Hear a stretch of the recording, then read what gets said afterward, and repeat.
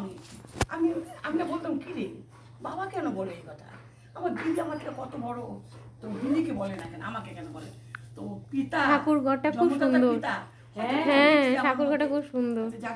যখন মারা যাবে না দিদির বাড়িতে গেছিল না না না, আমার হ্যাঁ ধরে রাখতে পারবে।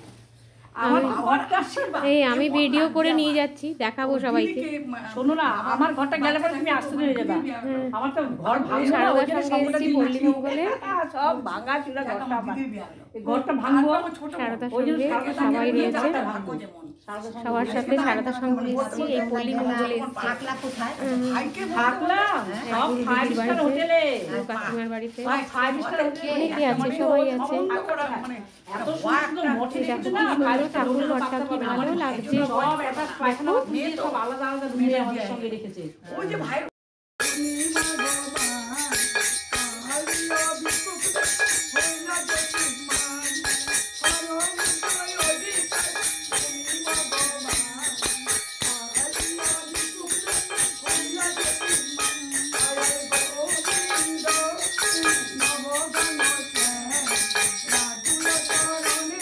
বুঝছো, আর বলতে পারেন এটাই শেষ কথা মায়ের।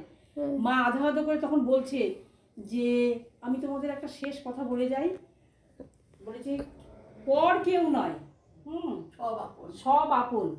হ্যাঁ, জগৎটাকে ওই দিন যে বললো, হ্যাঁ, মায়ের যে সুন্দর কথাটা, কথা বলছে না, হ্যাঁ। খুব ভালো লাগছে হ্যাঁ, মাস্টারটা।